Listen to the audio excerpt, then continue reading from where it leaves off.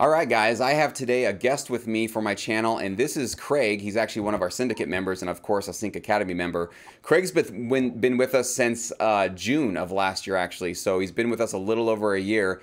And it's just been incredible to watch the progress that he's actually made since joining our platform. And I've been hearing some actually great things that he's been now pitching directly to TV shows and starting to get some great placements that way. So I just love to hear these stories about producers that have really taken action, okay? All the videos and all the platforms and tutorials that I put out there, they don't do anything for you magically, just in and of themselves. They are designed to equip you with the skills and knowledge and a pathway forward, but of course, you have to take your legs and start walking along that path. And Craig is a shining example of somebody who did take that path and actually took the action. And he's seeing results. He's seeing some great results. So, Craig, why don't you go ahead and introduce yourself? Let us know a little bit about your history in terms of how much did you know about sync licensing before joining us? What was your experience level? And maybe walk us through the last year or so of what you've been doing with your sync licensing career. Sure. Well, I think about 2013, I did a test album for the subsidiary of Warner Brothers, and I didn't really think too much about it. A couple years later, I started to get some placements. So then it kind of got on my radar about doing that actually for real. So then I started, kind of dabbling around. Took a while to kind of figure out how to make a song for TV Sync, because it is different than what I used to do, being in rock bands in the 90s and everything. So I had some success. I had like some national commercials in Korea with some popular brand names and things like that. I had some reality TV show placements, but it wasn't really going fast enough. So when I found you on YouTube, I was really interested to see, how that could help me out. So I think I joined, like you said, about a little over a year ago. I have definitely partnered with some libraries since that.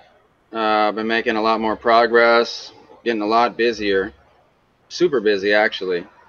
Recently did about 24 songs for a TV show a couple weeks ago. Had a lot of collaborations in there too.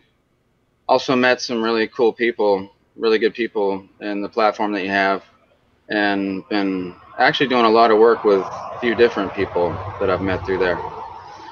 The video is a little slow when I'm seeing on the playback. I hope that's all. Hope It's everything's fine. working. It's good. Okay, cool. I think it's probably just my computer I'm missing. So, trying to think. Yeah, so I think a few months after I joined, I actually partnered with a new library through one of your other services, the Sync Edge. And I've already got placements through them, quite a few actually. And they weren't a huge library, so they don't need a ton of music, but I got them quite a bit of music originally, and still have a relationship with them.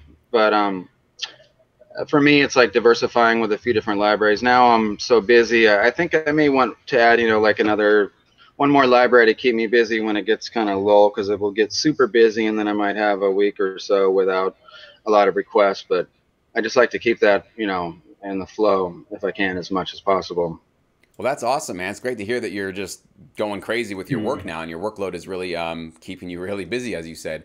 I want to dive in a little bit into what you said before, that you had some success with sync licensing, but you felt like you were a little bit stuck or wasn't moving. You said it maybe wasn't moving fast enough. Can you maybe try to pinpoint what was going on in your career at that point that was holding that progress back, that you didn't feel like either you were cranking out enough tracks, getting enough placements? What was the issue there where you felt like, I need to do something different than what I'm doing? I think it was a few things. I think my skill level probably needed to also increase. I mean, it was enough to get me placements, but I've definitely gotten more placements since my skill level increased, and a lot of that has to do with the syndicate, which is a good thing. Trying to think what else. Yeah, it was just slow. It would get pretty busy, and then it would be way long of a gap. Like it might be, 3 months before I had more requests. And I was like, this is too long, So I was on my own. I was pursuing relationships, and I did make some. I did find some. I also, ended up getting into like the creating royalty-free loops for some of the biggest companies out there. So that was kind of like a side thing that I stumbled across. And And these I've days, actually, are you still finding that going to the royalty-free sites are worth your time? Are you still using that as a sort of secondary avenue, or what's your strategy these days? yeah, I still get income from them because it just kind of like keeps paying, just like TV Sync. It kind of continues to pay me. So I'm not doing as many of those as I was because the sync licensing is so busy right now. So yeah, I think it's something. It's it's like a little side business. I don't think it's the end all to what I'm trying to do here. Definitely sync licensing is going to be more where my focus is at. Awesome. So let me ask you then. So if you were to go and talk to a new producer that is just now discovering sync licensing, just getting into it, what are some skills that you think that are just like must-haves? It could be, time management. It could be producing skills, mixing skills. What are sort of the things that you feel like, if you don't have these things, it's going to be a real rough ride for you? What would you give in terms of that advice to somebody who's just getting started? Skills and what you talked about in the syndicate, how to write for TV. A lot of people just really use a lot of loops and repeat, and it gets so boring. I get a lot of tracks from people that I try to help them out and give them kind of like a little chart to help them, rearrange the song, and then it still may take about 5 times of doing that before they kind of start to get it. Oh, I really got to follow these. I really got to, make modifications and changes. I can't just take a piano line and loop it like there's some songs out there on the radio that if you listen to it, there's some piano lines that in sync licensing would be crazy boring. But since there's vocals over the top and they're changing other elements in the music, it'll work. But I have to tell them, don't think of it like a radio song. You gotta think of it like there's no voice carrying this. So I would say that's the first thing I would say is you really gotta think about that. That's awesome. Yeah, and that's very true that a lot of producers, I think they do think that because they have 100 beats sitting on their hard drive, oh, I'll just go ahead and throw those to a music library. But I think you're exactly right. A lot of times they were composing those for a completely different market, completely different purpose. They were maybe going to get a singer or a rapper or somebody else on top of it. And they were projecting that that vocalist would have created that forward momentum and tell that story of the track. So they got used to just this copy and paste approach where, all right, verse one, chorus one, let's just copy and paste those to the second part. Or even within that verse, just looping one bar over and over again. So the entire verse feels very, very loopy. So I think you're absolutely right on that, that like just learning how to, and I think you would probably agree, it's not a 180-degree turn from probably what you were doing. It's not a massive shift in how you produce music, but it definitely is a shift. There is something you have to consider Right. other than just the fact of, is this a cool beat that I could sell to an artist or to a rapper or somebody to put on top? So that is one of those things for sure, Right.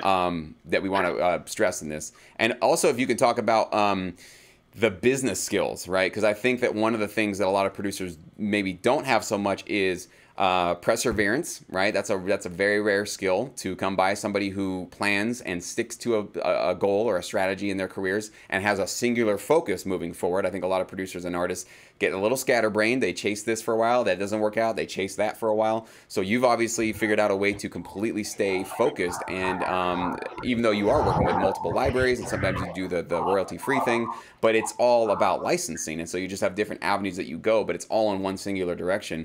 Maybe you can talk more about some of the business skills or some of the sort of commitment things you have to have as a producer. Yeah, sure. I think your business, definitely the business skills that you have in the program teaches, a lot about that. I definitely have learned a lot.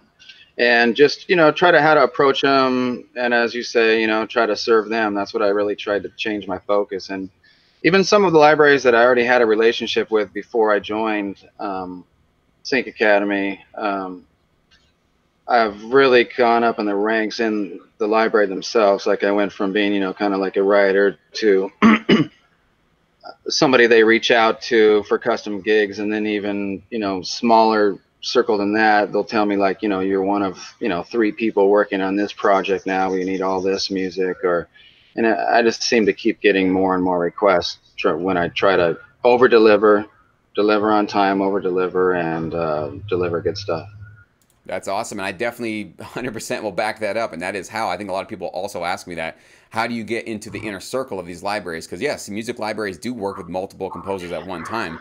Sometimes it's as few as 5 or 10, but sometimes it's up to 40 or 50. It kind of depends on the size of the catalog, size of the library, and what their needs are on an ongoing basis. But when you first get accepted by a library, obviously, you know, you're on top of the world, you're walking on clouds, it feels good, but you're not necessarily in their inner circle yet. Like Craig was saying, when he first started with some of these libraries, he was kind of one of the outsider writers that, you know, they'd definitely ask for his music and he would be submitting, but maybe some of the insider sync opportunities, the custom gigs that have these upfront fees, or just some more sort of inner circle kind of details that they don't want to just share with everybody on their roster, but only with the ones that, like he said, deliver on time, over deliver, or even sometimes deliver before they are required to deliver. And there's really no shortcut to do that. That's really the sort of perseverance and hard work that you guys are going to have to do if you want to get into the inner circle situation like that.